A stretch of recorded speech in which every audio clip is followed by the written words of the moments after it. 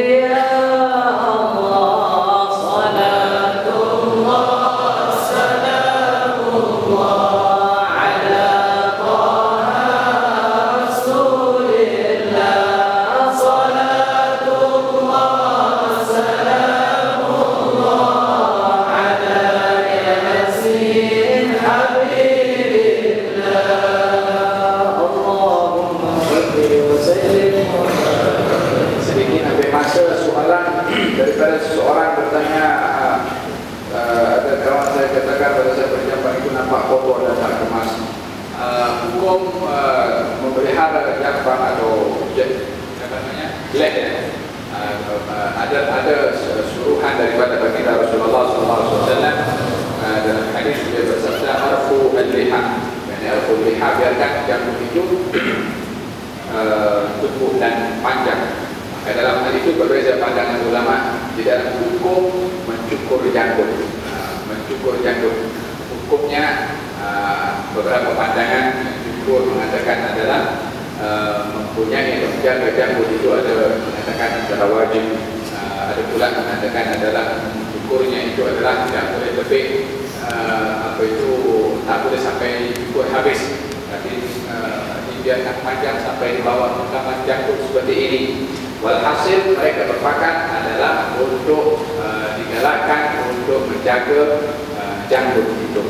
Adapun nampak tidak kemas dan lain sebagainya, kalau janggut itu memang tidak kemas, dikemaskan. Tapi bukan maknanya di antara arti kemas itu adalah bersih. Tidak, sebab zaman dahulu kaum muslimat di zaman baginda Rasulullah SAW, salah seorang daripada mereka bila mana bersumpah, mereka akan mengatakan walladzi zayyana rijala bil liha, dan demi zat yang menghiasi lelaki dengan janggut.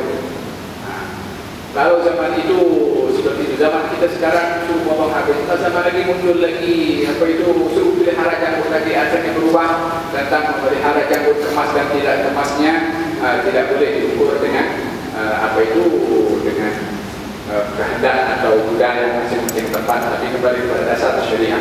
Memang tak digalakkan seorang yang kumis yang tidak terawat menutup kepada bibirnya, ada memang tidak kemas, disuruh untuk potong sampai lebih daripada sampai nanti bibir itu adalah nampak. Ini yang bagian kumis dan janggut adalah perintah daripada Nabi SAW. Contohnya apa hukum bercinta? Bercinta kalau kepada dengan orang yang dihalalkan istri adalah perkara yang memang fitrah yang diletakkan oleh Allah SWT. Tapi bercinta dengan bukan muhrimnya atau bukan yang dihalalkan oleh Allah, maka hukumnya adalah haram. Apakah amalan terbaik ketika seorang haid dalam keadaan wudu selain daripada salat, selain daripada baca Quran, selain daripada tawaf, selain daripada menyentuh Al-Quran, selain daripada memegang Al-Quran, perkara selain daripada ini semua diperbolehkan. Nak bersalawat kepada Nabi, nak berzikir apa saja, bertasbih, bertahmid, bertakbir, apa saja jenis zikir adalah diperbolehkan. Yang tak boleh baca Quran, tak boleh salat, tak boleh tawaf, tak boleh baca Quran, tak boleh adalah menyentuh kepada Al-Quran hari, dan juga tak boleh juga berpuasa. Banyak perkara-perkara yang dilarang, berada perkara yang selain daripada ini semua silakan diperbolehkan, kecuali juga termasuk berada di dalam masjid, lalu boleh. Tapi berada dalam masjid, berada dalam keadaan haid adalah tidak dibenarkan, kecuali berada di serang di masjid yang tidak dikatakan sebagai bahagian daripada kehormatan masjid. Yang lainnya dikatakan sampai kepada saya adalah berupa harapan hajat dan juga doa. Ini mohon kesembuhan untuk ibunya bernama Farida binti Arbain, dan juga untuk sahabatnya bernama Muhammad Al-Qabar, dan juga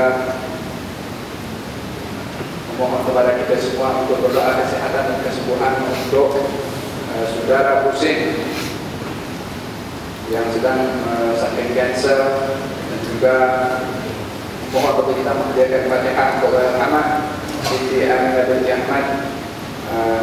Semoga Allah Subhanahu wa Ta'ala ampunkan dan maafkan, menjadikan kuburnya bahagian daripada taman-taman syurga insyaallah. Dan di antara jamaah kita ada yang melakukan pernikahan bernama Muhammad Azhar bin Ahmad dari dengan Nur Abizah Sulaiman. Besok insyaallah akan kita mudah-mudahan Allah Subhanahu wa Ta'ala berbarakah kepada pernikahannya, rezeki yang berlimpah insyaallah.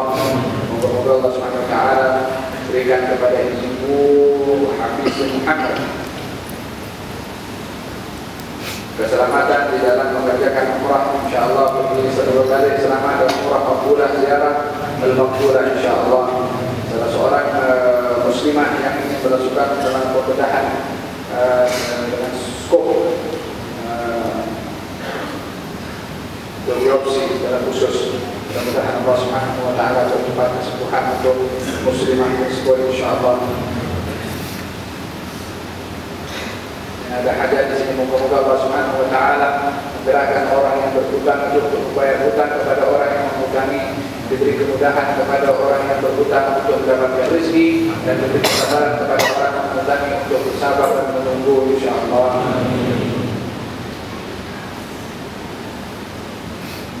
Ini pun ada doa hadis Hamzah bin Haran dan keluarga Ustaz Nabi Muhammad Dr. Misbah Hanif binti Baharun memohon kepada kita agar supaya Allah Subhanahu wa taala tunaikan hajatnya, sembuhkan penyakitnya insyaallah, dimurahkan rezeki. Juga doa untuk siapa minta kepada salah seorang jamaah di sini, mudah-mudahan Allah Subhanahu wa taala lapangkan kuburnya dirahmati oleh Allah Subhanahu wa taala, maafkan dan berikan kepada kita husnul khatimah insyaallah, terutama sekali kepada dua orang yang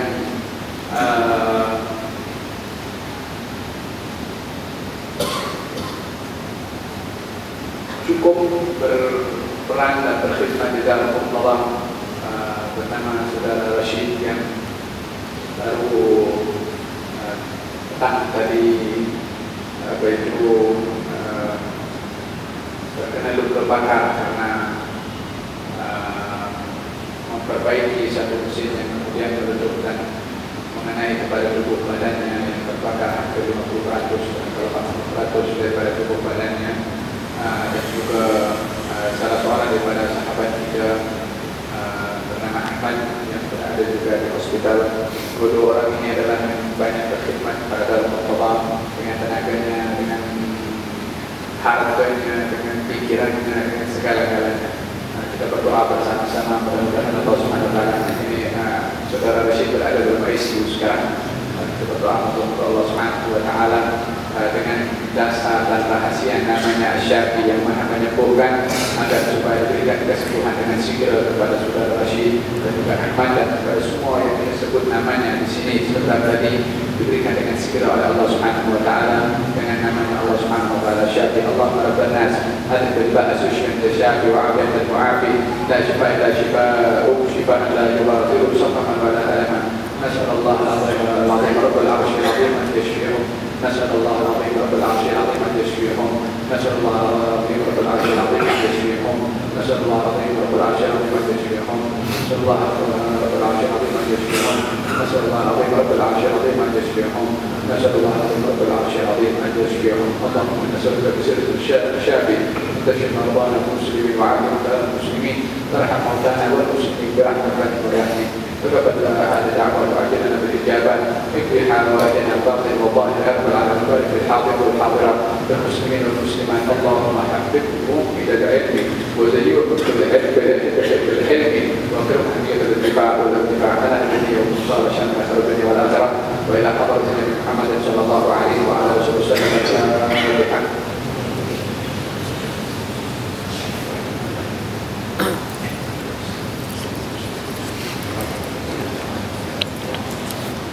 ربنا انفعنا بما علمتنا رب علمنا الذي ينفعنا رب فقنا وجعلنا وضربات لنا في ديننا ما حمدت انثى وذكرت وارزقنا وارزقنا ما ترضى به قولا كان كرما وارزق بكل حلال دائما وخلاف يا علماء نحظى بالخير والله من بشر.